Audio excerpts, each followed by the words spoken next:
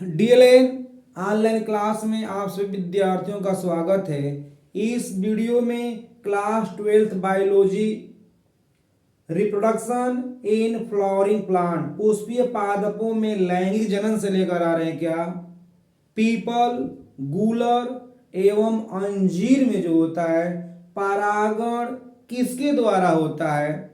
इस प्रकार के पौधों में जो पुष्प होता है वह किस सीक्वेंस में पाया जाता है, यानी पुष्पक्रम क्या होता है इन पौधों में। इस तरह से क्वेश्चन एग्जाम में करता है। तो हम लोग तो ये ध्यान देते हैं कि पीपल, गूलर और अंजीर में जो होता है पुष्पक्रम जो पाया जाता है उसे हम बोलते हैं उदुम्बरक बोलते हैं। क्या बोलते हैं? उदुम्बरक या हाइपेंथोडियम बोलते हैं। क्या बोलते हैं? हाइपोथेंडियम फ्लोरेसेंस होता है, पुष्पक्रम होता है। तो अब यहाँ पर इन पौधों में जो होता है जिस कीट के द्वारा परागण होता है उसे हम बोलते हैं बर कीट बोलते हैं। क्या बोलते हैं? तो ये ध्यान देना है कि इन पौधों में जो पुष्पक्रम होता है पुष्पक्रम जो होता है इन पौधों में यानी पीपल, अंजीर एवं गूलर में जो पुष्पक्रम होता है उसे हम बोलते हैं क्या? उदुम्बरक बोलते हैं। उदुम्बरक के नाम से जानते हैं। ये क्या है? पुष्पक्रम होता है। इसे हम बोलते हैं हाइपेंथोडियम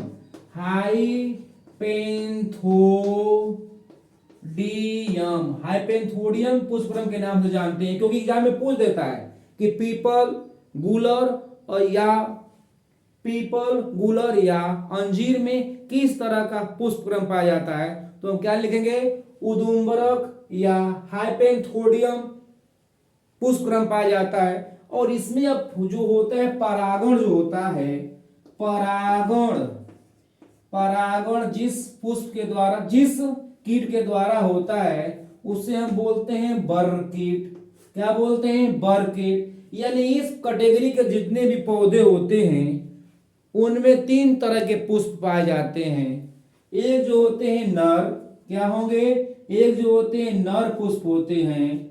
दूसरे कैटेगरी वाला जो होते हैं बंध्य होते हैं। बंध्य माने होता है क्या? नॉन फर्टाइल, यानी उनका परागण से कोई लेना देना नहीं है। तो नर, बंध्य और तीसरे जो कैटेगरी के पुष्प होते हैं उसे हम बोलते हैं मादा। क्या बोलते हैं? मादा।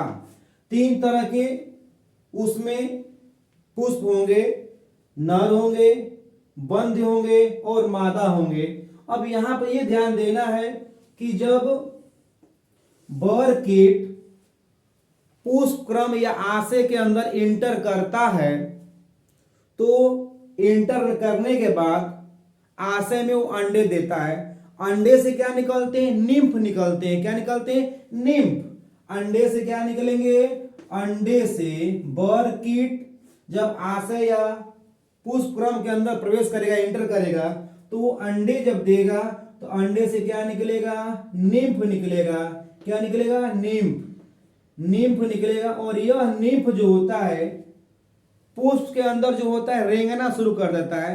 तो रेंगने से, निम्फ के रेंगने से जो नर होते हैं, नर से जो निकलते हैं परागकण वो इसके शरीर में चिपक जाता है।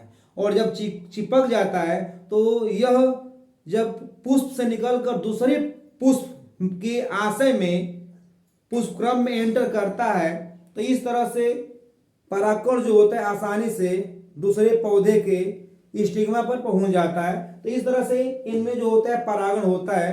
तो एग्जाम के लिए मोस्ट बनता है, क्वेश्चन ध्यान देना है, क्योंकि इनमें जो पुष्पक्रम होता है ये भी एग्जाम में पूछता है, किस कीट के द्वारा होता है ये भी पूछता है। और इसमें जो 3 कैटेगरी के होते हैं पुष्प, नर, बंध्य एवं मादा, ये भी ध्यान रखना है, क्योंकि यहाँ पर बर कीट जो होगा पुष्पक्रम के अंदर प्रवेश करेगा, अंडे देगा, अंडे से जो निकलेगा निम्फ वह उसमें रेंगेगा। तो रेंगने से जो होता है परागकण जो होते हैं उसके शरीर में चिपक जाते हैं और जब दूसरे पुष्प के आशय में एंटर करता है तो इस तरह से परागण संपन्न हो जाता है। इसे हमें ध्यान देना है। हम उम्मीद कर रहे हैं कि आपको biology reproduction in flowering plant बिल्कुल इजी समझ में आएगा। धन्यवाद।